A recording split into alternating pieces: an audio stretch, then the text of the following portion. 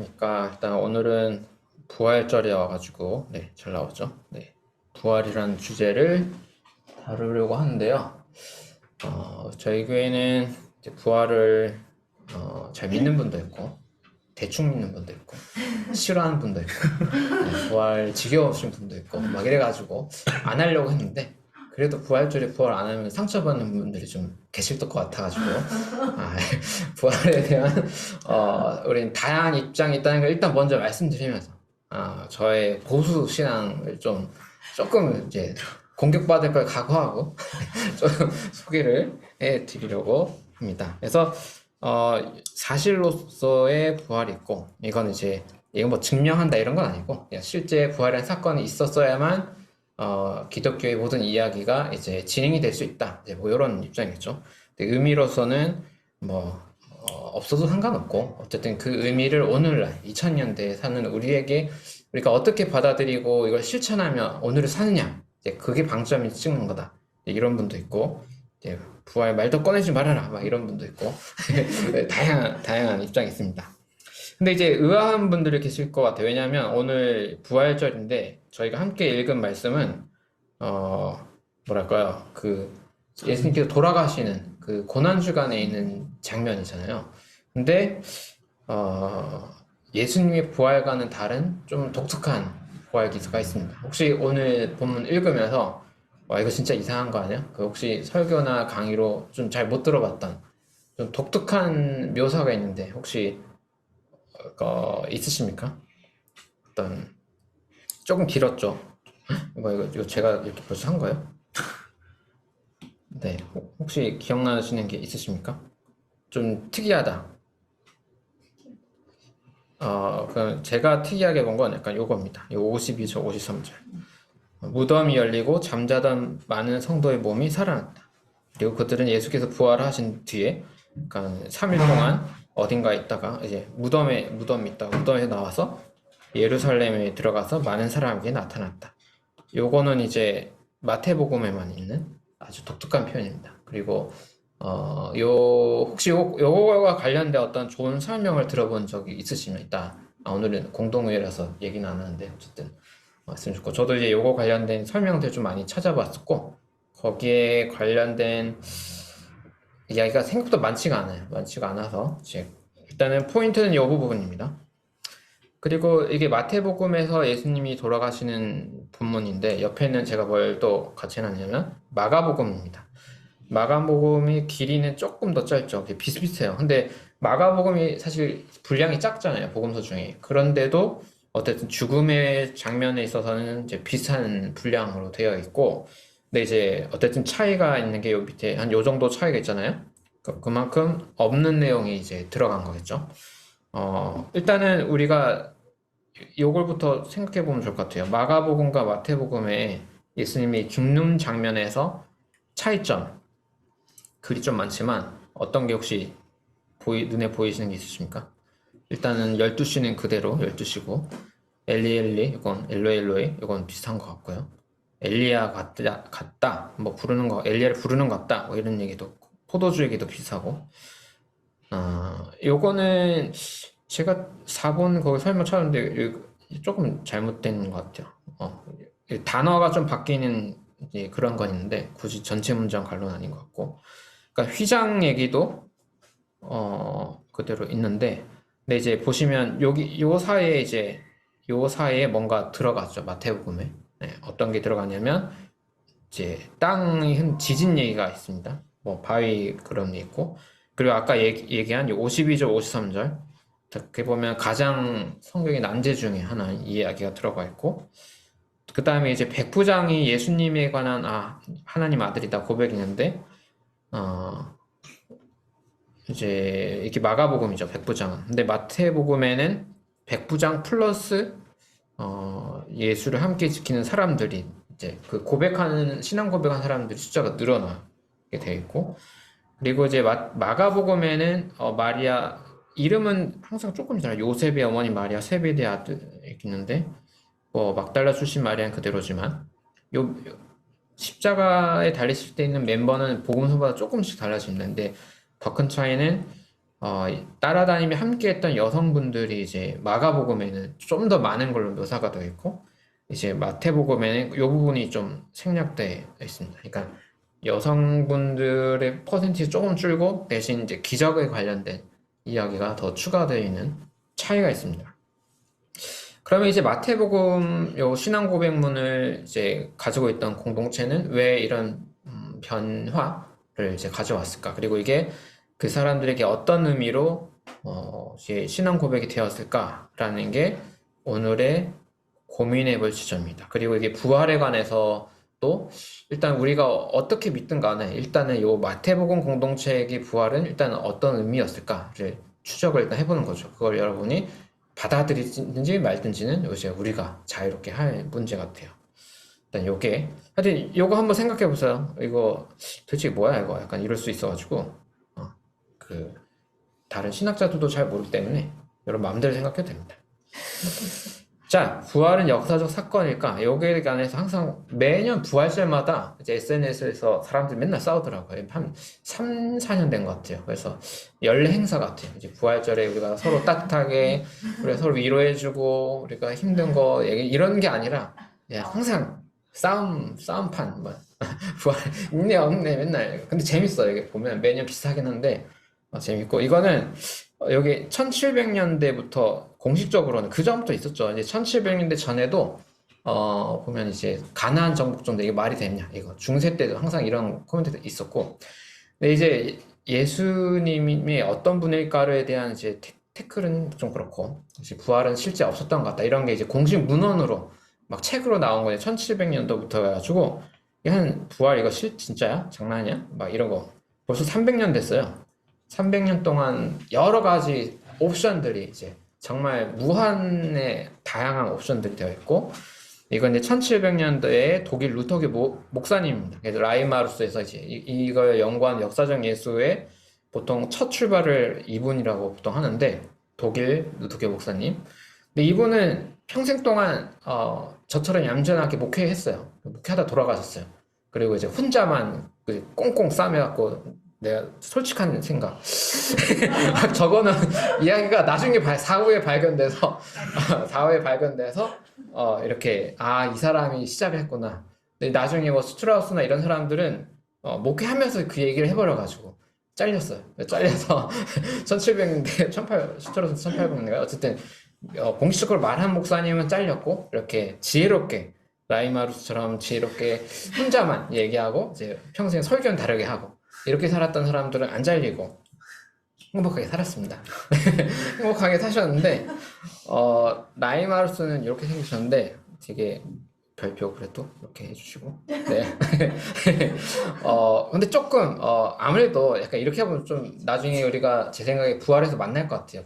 물론 이런 책을 썼지만 제 생각에 라이마루스 목사님 만날 것 같은데 이렇게 뒷담화한 느낌이어가지고 미리 죄송합니다. 미리 사과를 드리고 하면 근데 전 충분히 이해돼. 왜냐면 그 300년 전에는 좋은 신학책이 많지 않았고 이런 걸 오픈해서 토론할 수가 없었기 때문에 이렇게 하는데 예수님을 좋은 이야기를 많이 했는데 실패한 리더로 봐요.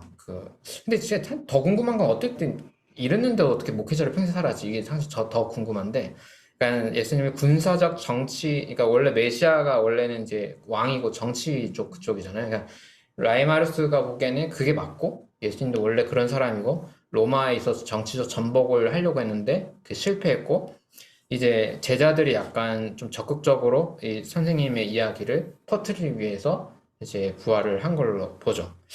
이게 이제 여기 책으로 어쨌든 발견된 게 1700년대가 처음이니까 그때부터 시작된 얘기고, 근데 요런 설명에서 조금 저는 항상 이건 고민이에요. 이게 그 예수님의 가족들 중에 특히 이제 전승으로는 형제 중에 야고보도 뭐 교회 운동의 리더가 있다고 하는데, 여러분 혹시 이제 가까운 친구나 친척이나 정말 사랑했던 사람이 죽은 경우 아마 이해되실 거예요. 그러니까 그 죽음을 그대로 인정하고 우리가 애도의 시간을 평생 갖는 게 사실 우리가 망자를 생각하는 어떤 태도인데, 제자들이 이제 그의 삶의 메시지가 너무 좋아서 이제 이렇게 적극적으로 우리가 부활이라는 이야기를 꺼내고 이렇게 더 세상에 퍼지겠다고 하면 아무리 그렇게도 저는 이제 사랑했던 사람, 예수를 사랑했던 가족이든 뭐 형제든 간에 약간 그게 납득이 사실 잘 안 될 것 같긴 하거든요. 그래서 이거를 같이 설명하려면 라이마루스의 이런 구성에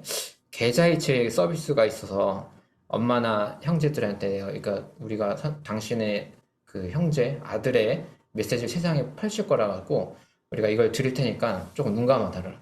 이렇게 해가지고 가족들을 설득한 다음에 해야 뭐가 되지 않을까라는 게 제 생각이고, 하여튼 그러니까 가까운 사람의 애도의 문제는 사실 아무도 얘기를 안 해요. 근데 저는 어쨌든 이런 경험 있는 사람은 이런 고민을 하겠죠.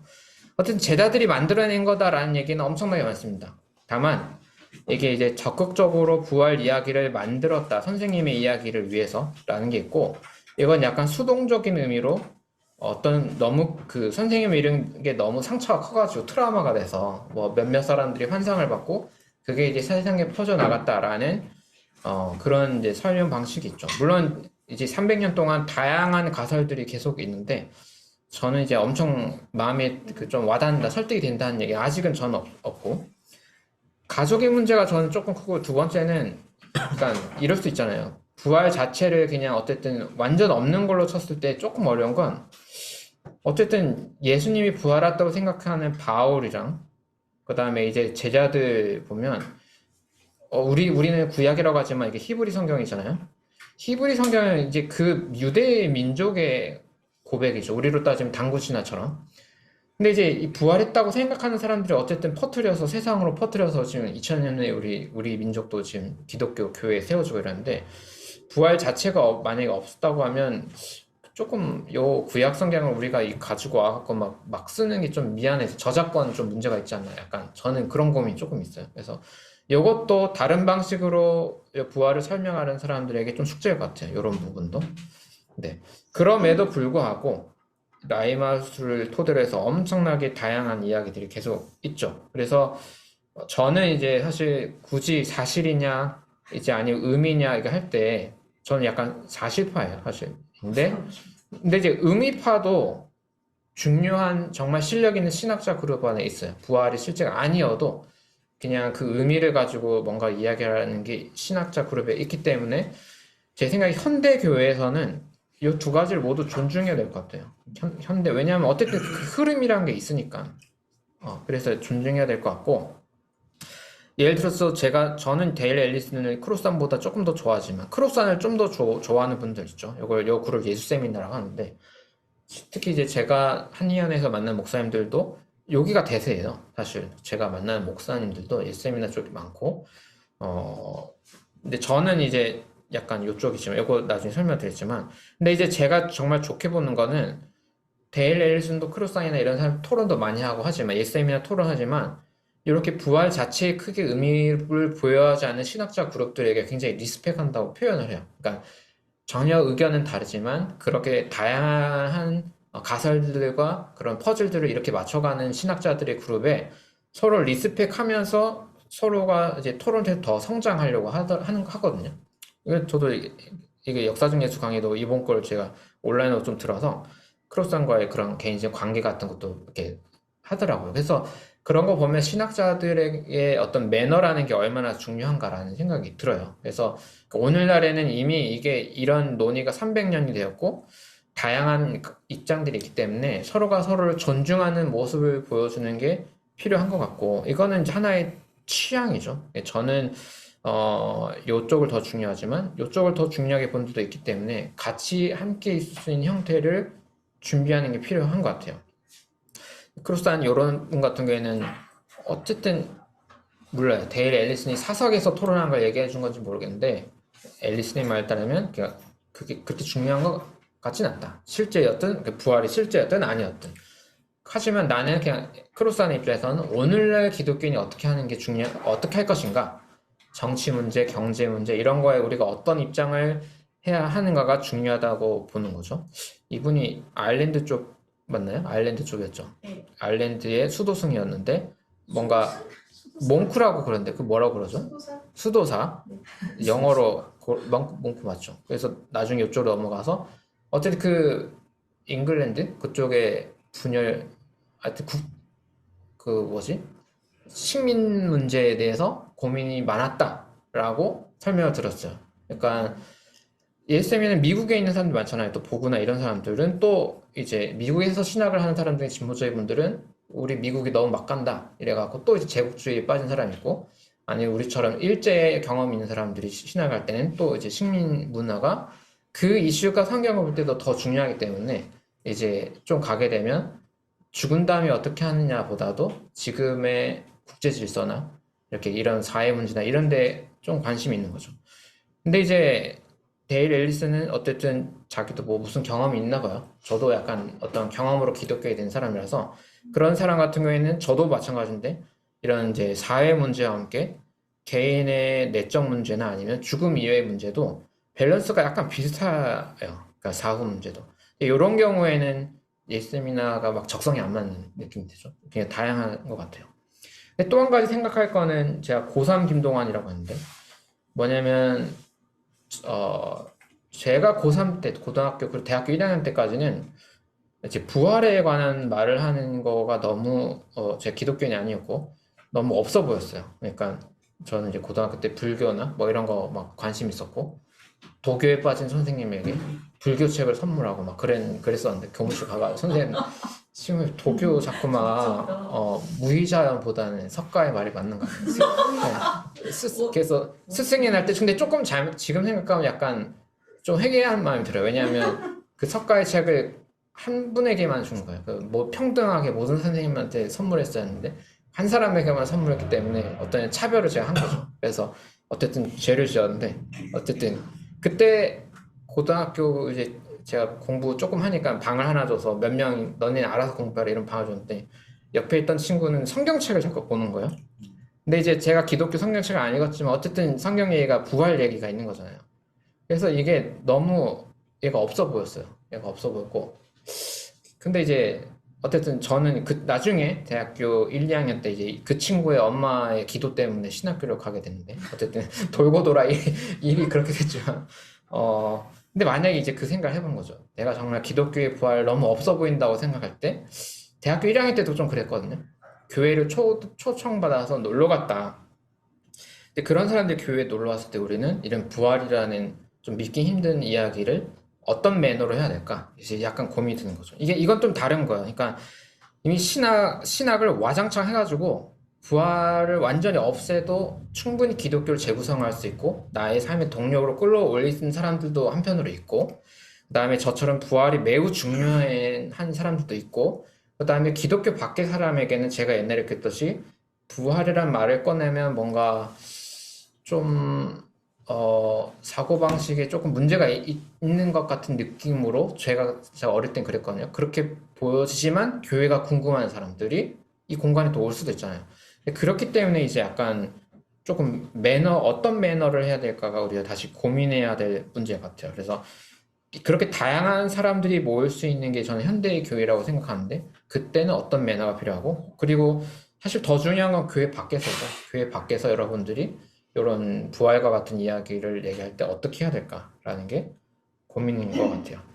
근데 이제 부활을 좀 보수적으로 보는 입장에서 저는 몸의 부활을 얘기하는 게 진짜 특히 더 없어 보이죠. 그냥 영혼, 몸과 분리된, 아니면 이제 정신, 이렇게 정신이 이제 어떻게 된다 이렇게 가면 조금 더 그래도 되는데 육체 부활이라고 하면 이거 진짜 더 없어 보여요. 더 없어 보이는데 근데 이제 문제는 종교를 떠나서 그냥 어떤 현대 신경과학이나 아니면 뭐 생물학이나 정신의학이나 이렇게 갔을 때는 오히려 몸을 우리의 인격의 중요한 부분으로 보는 게 더 현대적이게 돼요. 그러니까 우리가 이게 철학에서는 물론 여기도 입장이 다양하지만, 그러니까 아예 물리주로 가면 영혼 같은 소리 하고 있네 이제 이렇게 되긴 하는데, 근데 그 중도적 입장에서는 어쨌든 몸은 세포 집합인데 세포 집합 안에 어떤 신경망이 만들어지고 그 위에 어떤 이제 우리의 기억이 보존된다거나 이성적 혹은 감정이 보존된다거나 어떤 여러 가지 것들을 우리가 자아라고 부르는데, 이런 자아라는 건 유책성 위에 수반된다. 그러니까 의존된다라는 거죠. 먼저는 몸이 먼저고 정신이 그 다음 수반되는 개념으로 설명을 해요. 이거는 종교 밖에, 이게 종교가 아닌 이렇게 일반 학문에서 토론하는 거라서 그렇게 따지면 기본적으로 인간을 이해하는 거를 네트워크로 보는 거죠. 그러니까 어떤 뭐 세포 단위, 원자 단위나 어떤 집합 단위가 있을 때 그것에 기반한 자기 연속성을 가질 수 있는 어떤 장화가 어떻게 가능하냐라는 거는 이제 다른 논이어서, 그리고 우리가 이제 부활이라고 믿는 건 이런 어떤 구조에 기반한 어떤 인격이라고 할까요? 용어를 자아라고도 할 수도 있고, 이게 어떤 새로운 질서, 새로운 규칙 위에 보존된다고 보는 거죠. 그래서 성경에서는 연속성도 있고 불연속성도 있다라고 하는 것 같아요. 뭐 글씨가 왜 이러니 이거? 네, 불연속성. 근데 이렇게 가면은 오히려 진짜 몸의 부활이 없어 보이는 말이지만, 기독교와 상관없이 오늘날의 신경과학자나 생물학자나 뭐 여러 가지 사람들과 얘기를 할 때 오히려 더 편하다는 거죠. 근데 이제 영혼 개념으로 가면, 육체와 분리된 개념으로 가면, 이게 중세나 막 이럴 때는 막 이게 좀 이런 설명이 귀신 얘기도 재밌고 좋은데, 현대사회에서 오히려 이렇게 되면 대화가 더 어려워져서 굉장히 역설적인 부분이 좀 있는 것 같아요. 이 부분은. 그럼 이제 성경에서 일단 여러 입장을 갖기 전에 부활에 관한 일단 그냥 일단 알 수 있는 거, 우리가 객관적으로 알 수 있는 거. 첫 번째, 고린도전서를 바울의 친서 중에 하나로 봐요. 그래도 신약 여러 편지 중에 바울이 직접 썼다고 보통 많이 합의가 되는 건데, 이제 고린도서가 AD 50년쯤으로 보죠. 그러니까 예수님이 십자가에 못 박은 걸 30년 초반이라고 보니까 15년에서 20년 사이에 있는 최초 기록이에요.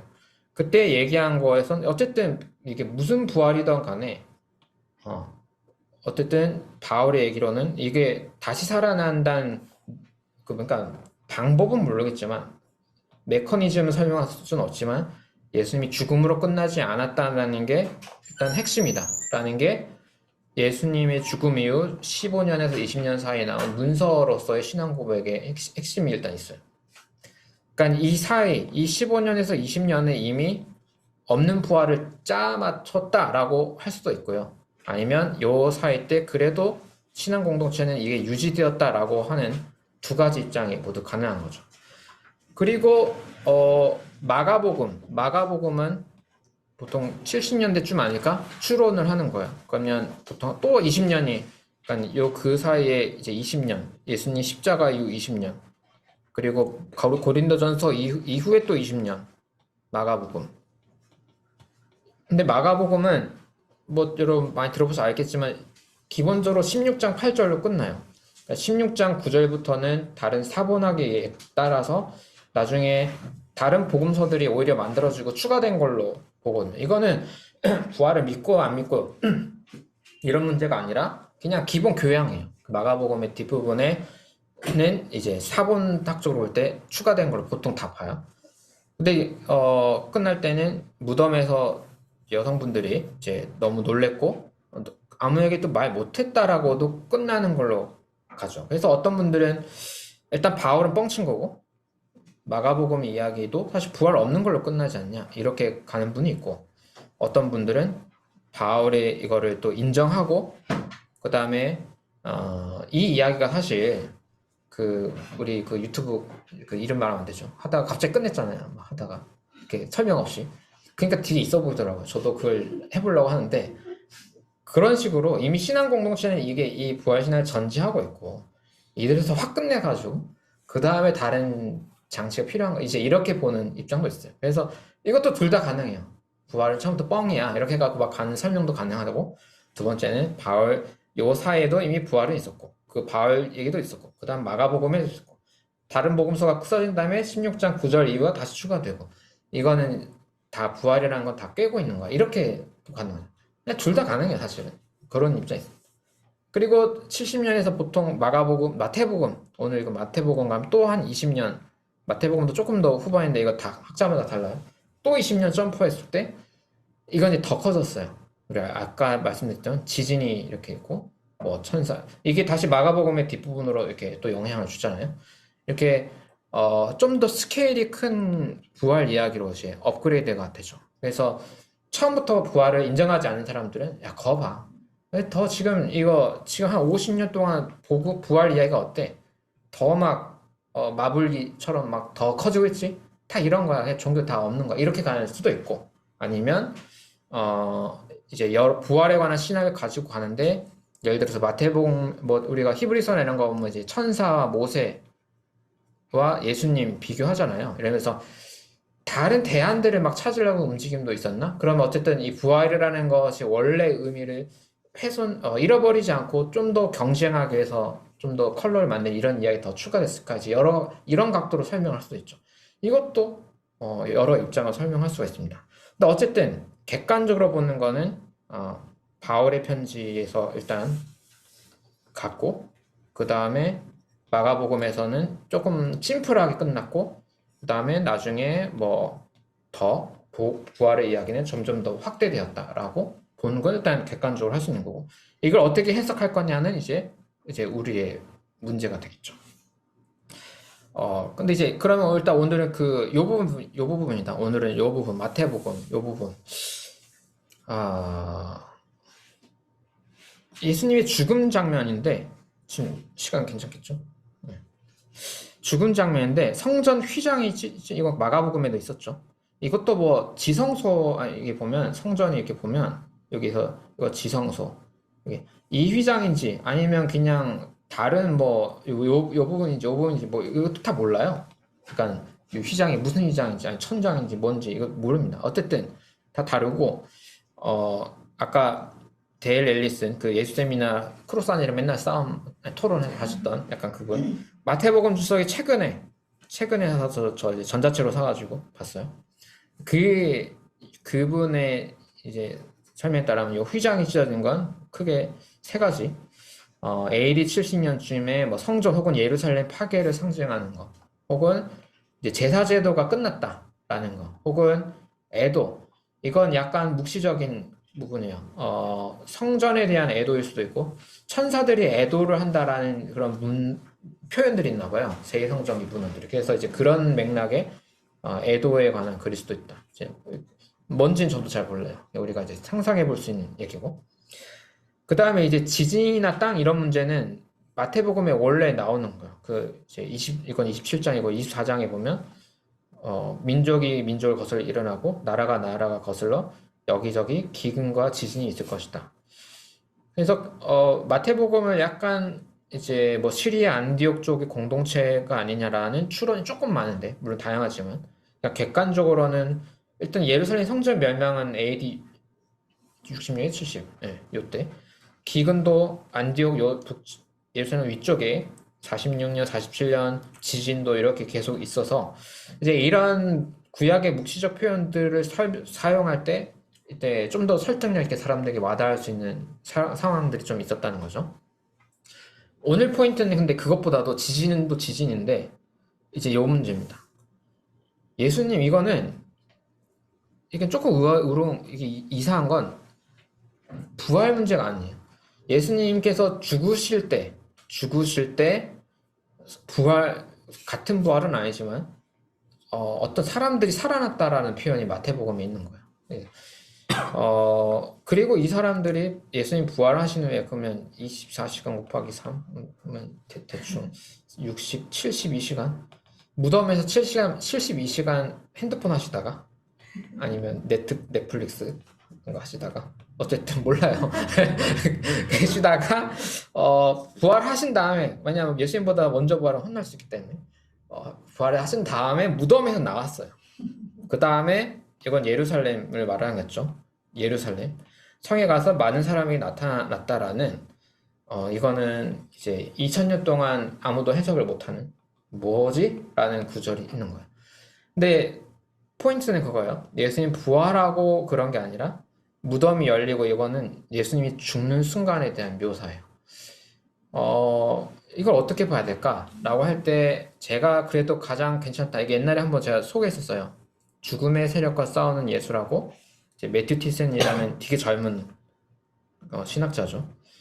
이분의 책에, 이거는 이제 정결법에 관한 책인데, 죽음이라는 거가 사실 가장 그 부정의 원천으로 가 있다는 거예요. 그래서 시체라는 게, 이게 부정이라는 게 좋다 싫다 윤리적 문제는 아니고, 어쨌든 그게 죽음의 에너지라는 게 있다는 게 고대인들의 사고방식이라는 거죠.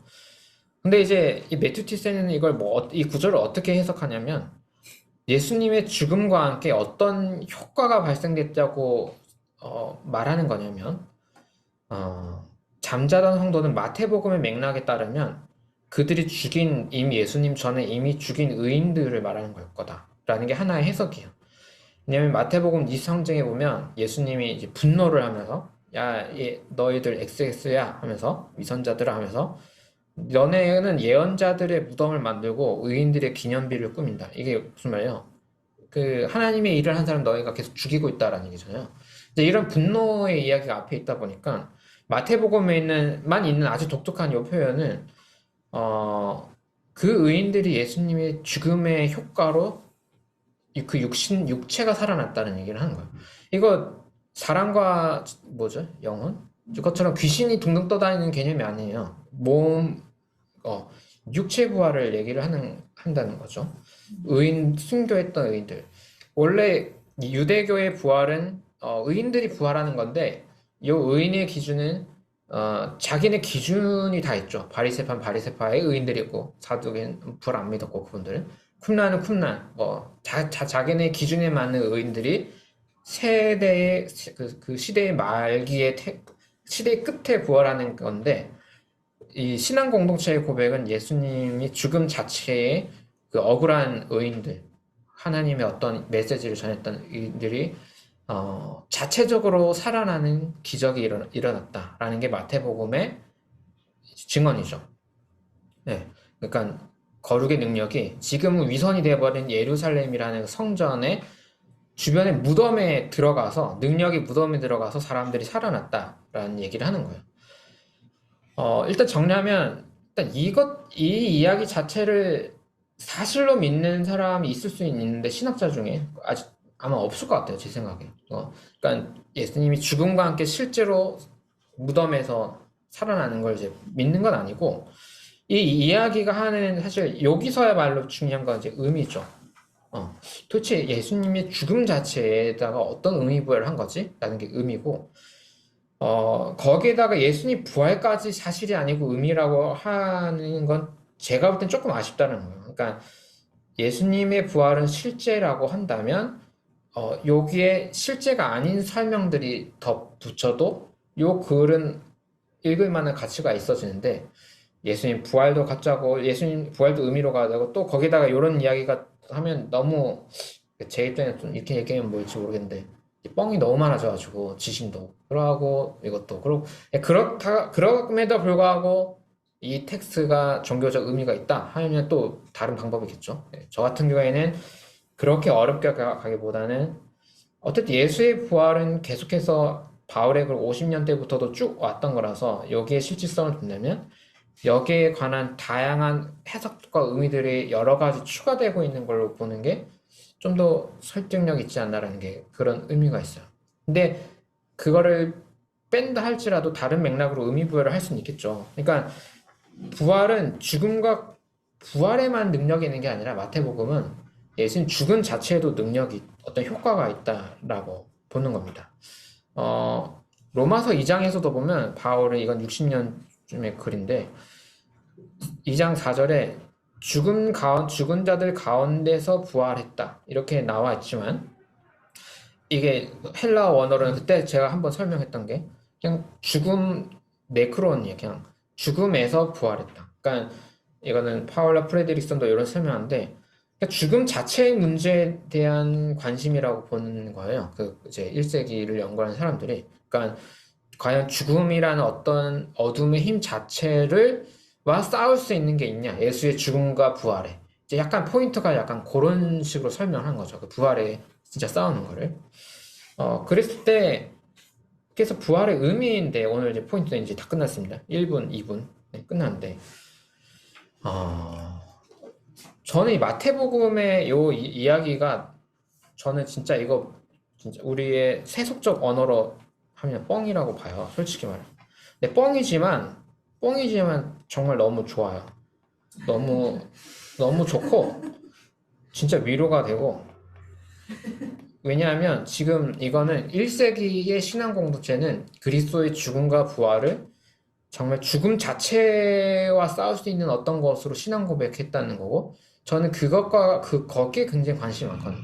어떤 죽음 자체의 문제를 역전시킬 수 있는 힘이 있는 건가? 예수의 우리가 신앙 고백할 때 그런 거에 좀 관심이 많아서 이제 그 맥락에서는 저에게서는 저의 존재가 어쨌든 정말 유감스럽게도 죽은 다음에 또 지속된다는 신앙을 갖게 되고 여기에 관심 없는 분은 저는 여러분이 다시 살아나서 나는 죽고 싶다 하면 하나님이 안 아프게 안락사 시켜줄 거라고 생각해요. 그러니까 나는 그냥 소멸되고 싶다 하면 이렇게 하면 하나님께서 가장 평화롭고 행복하게 존재를 없애주실 거라고 저는 생각해요. 그것도 자유의지를 가진 우리 존재가 선택할 수 있는 거잖아요. 그게 아니라 안락사 딱 누웠는데 너무 무서워졌어. 그냥 살게 하면 그것도 하나님 존중해 주실 거라 생각해요. 그런 것도 하나님은 전 모든 거를 다 허락해 주실 거라 생각하거든요. 근데 어쨌든 전 지금은 막 오래 사는 게 좋다는 입장이어가지고 약간 이것도 신의 효과라고 생각해요. 효과가 있다 생각. 그다음에 우리라고 하는 건 관계죠. 저는 더 중요한 건 특히 어떤 재난이나 억울한 죽음 이런 사람들에게도 그들의 가족과 친구와 다시 만날 관계가 주어진다 생각하고 근데 저한테도 그래요. 저도 다시 소통하고 싶은 사람이 있거든요. 그런 관계들이 주어지는 거라고 생각해요. 부활의 의미를. 그리고 세상으로 따지면 저는 이 세계가 좀 더 좋은 질서를 토대로 다시 재구성될 거라고 생각해요. 부활이라는 게 나만 그렇게 중요한 게 아니라 그리고 생명체가 아닌 어떤 구조적인 거에 있어서 좀 재밌는 현상이 일어날 거를 기대하게 하는 그런 효과가 있고 마찬가지로 이게 마태복음에서는 죽음과 싸우는 것으로 설명하죠. 예수에겐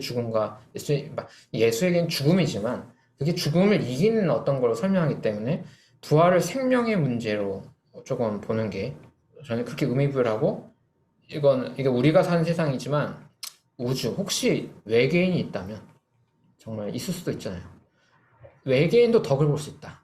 우리의 부활에 따른 우리의 마블에 따르면 심지어 우리 마블 요즘에 이제 뭡니까 그 다중우주 다중우주 다른 차원의 누구에게도 효과를 미칠 수 있는 일이다. 이게 진짜 엄청 오버다, 그죠? 여기 지금 1세기 부활 아까 엄청 스펙트럼이 커지고 있잖아요. 저는 이것도 가능하다고 봐요. 이것도. 네, 저는 그렇습니다. 그러니까 하지만 이런 느낌이 아니어도 여러분들에게는 여러 의미가 있을 수 있다고 생각해요. 이 중에 일단은 내가 급한 사람이 있고 아니면 친구가 생각난 사람이 있고 어떤 사람은 뭐 다른 세상의 문제에 관심이 있는 사람이 있기 때문에 부활이 나에게 일단 오늘 어떤 맥락에서 작동되고 의미가 있는지를 좀 고민해 볼 필요는 있는 것 같습니다. 다만 다시 정리해서 현대 사회에서는 부활 자체의 실제성을 인정한 사람도 있을 수 있고 인정하지 않는 사람도 있을 수 있고 일단 그 다양성을 우리가 존중해야만 한다. 그리고 그때 의미들이 어떻게 달라지는지를 자유롭게 얘기 나누면서 찾아봐야 할 것 같다라는 게 오늘 말씀드리고 싶었던 얘기입니다.